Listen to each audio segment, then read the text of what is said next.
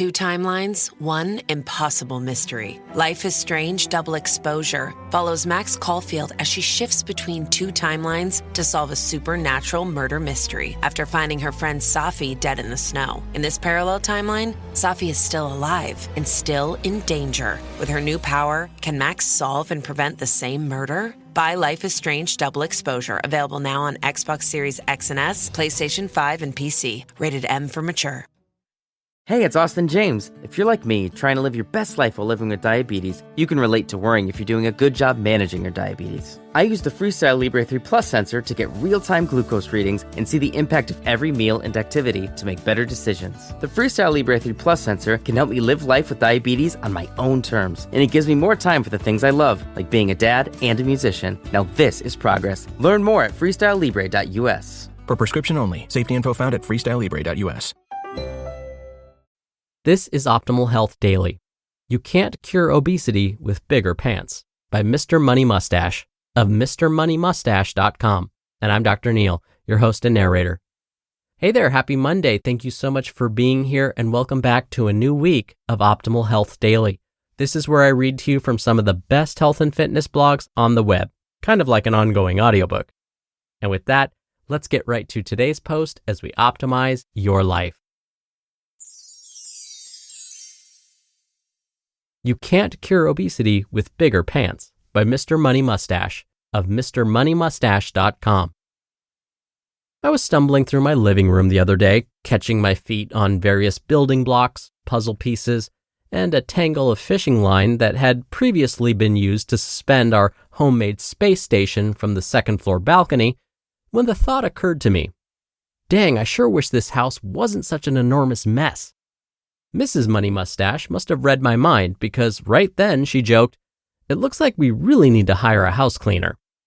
All of us know this was said in jest because come on, Mr. Money Mustache would not be seen outsourcing his floor sweeping even if he had wealth 100 times greater than Warren Buffett's bridge playing group.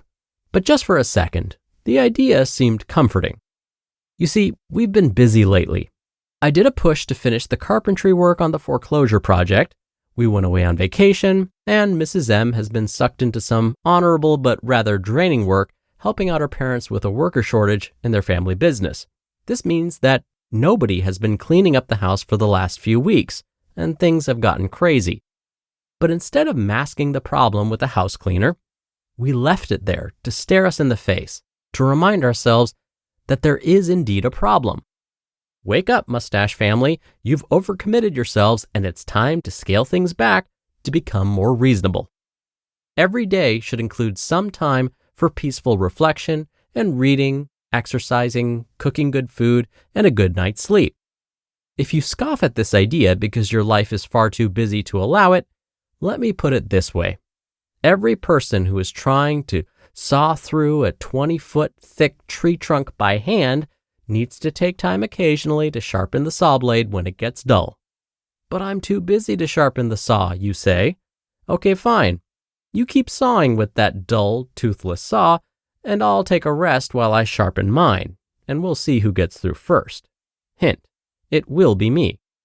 So we made some adjustments to our lifestyle, and today I had time to do a wonderful cleaning and reorganization of the whole main floor of the house. It's beautiful again, and my whole schedule has opened back up to include more free time. Our next example is a 30-something man who is busy advancing his office career. His metabolism isn't automatically keeping him slim anymore like it did at age 18, and he doesn't have time to exercise. He started to gain weight to the point that his favorite office pants are now getting tight at the waist. What's the solution? Does he buy bigger pants? This would solve the immediate problem of belly pinching and allow him to get on with more pressing matters like continuing to perform well at the office, right? My solution is the opposite. Put those tight pants on and keep wearing them. When they bite at you, it's a reminder to take the stairs instead of the elevator, eat a piece of grilled salmon instead of a chocolate bar and bologna sandwich, and to start walking and biking more. Those tight pants are your biggest ally in addressing the underlying problem. If you give them up, you'll be allowed to forget what the real problem is. Your lifestyle has become unhealthy, and you're doing everything with a dull saw. And there are so many more examples once you start to view your life this way. If you find it takes too long to get to your office by bike, you won't solve the problem with a car.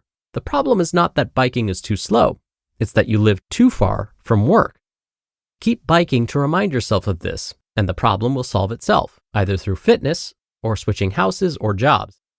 If the stairs to your 20th floor office leave you out of breath, the solution is not an elevator. It's a stronger body that can get you up in a timely manner. Keep walking the stairs, and the problem will be solved properly. If you find you don't have enough money to pay the bills or to afford something you really want, the solution is not borrowing the money. You have a problem of your wants not being aligned with your current financial reality. There are only two ways to fix this. Earn more, or in many cases in wealthier countries, gain control of your wants and therefore your costs.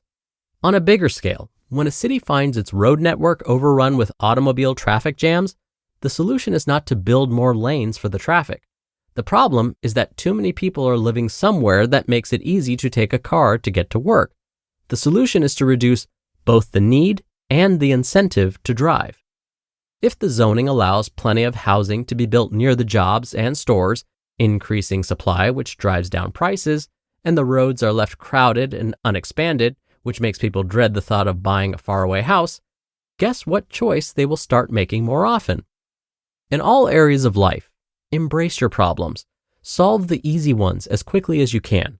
And as far as the more difficult ones, let them build up around you and stare into your face so you can do battle with them. Make no mistake about it. You can either have a good, honest boxing match with each of your problems and win eventually, or you can turn your back on them and they will walk over and punch you in the back of the head when you forget about them and start watching TV instead. If you keep your problems visible, you'll automatically keep your life from getting unnecessarily complicated. Oh yeah, I can't buy myself a horse for mountain trail riding because I don't have time to ride it. My time is already occupied by keeping myself in good shape. Hey, maybe I'll take up mountain trail walking instead. Problems are often incorrectly thought of as our enemies, things to be avoided and warded away with credit cards. But really, they are our best teachers. Do you like learning? There's no better way to learn than to be forced to solve your own problems. Once you stop masking problems and truly realize that they won't go away until you solve them properly, you will find that you suddenly get serious about fixing them. And when it really comes down to it, all of the most serious problems of modern life are caused by not solving their precursors when they first come up. Because of all this, I still have a fence that I've been planning to build for 3 years, and the vegetable garden went unplanted last year. I've not yet attained the Vin Diesel level of fitness that I promised myself back in the Health Equals Wealth article, and I'm not yet the drummer in a funk band, even though I deeply desire to be one. I'm far from perfect, but I leave all these shortcomings out there staring me in the face and challenging me to get more organized.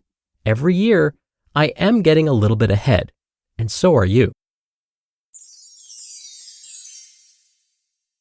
You just listened to the post titled, "You Can't Cure Obesity with Bigger Pants" by Mr. Money Mustache of MrMoneyMustache.com, and I'll be right back with my commentary.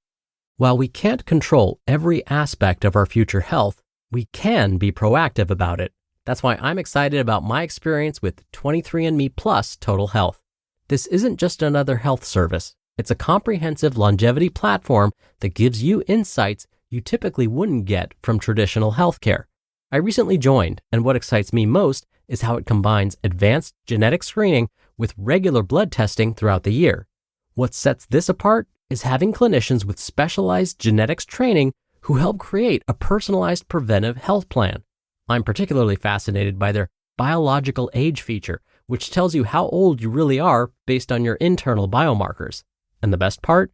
Unlike your calendar age, this number could actually decrease with lifestyle changes. So advocate for your health today. Go to 23andme.com/OHD for your limited time offer. That's 23andme.com/OHD. Future you faces some big expectations. Work out more, go to bed earlier, and most importantly, make smart money decisions. Thankfully, today you has Bank of America. One place with tools and guidance to help balance tasks from budgeting to saving, so you can just be you.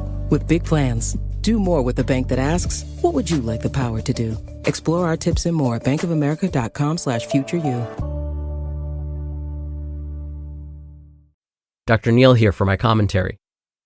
I want to go back to something today's author talked about that really jumped out at me.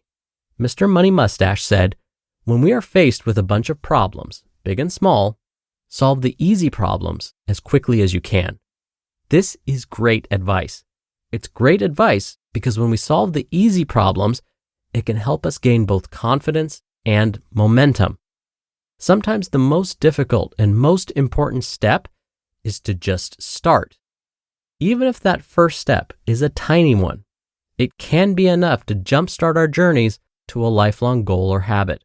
So, tackle even the smallest problem because you never know where it might lead. All right, that'll do it for another episode of Optimal Health Daily. Thank you so much for being here. I hope you have a great rest of your day, and I'll see you back here tomorrow with another post and where your optimal life awaits.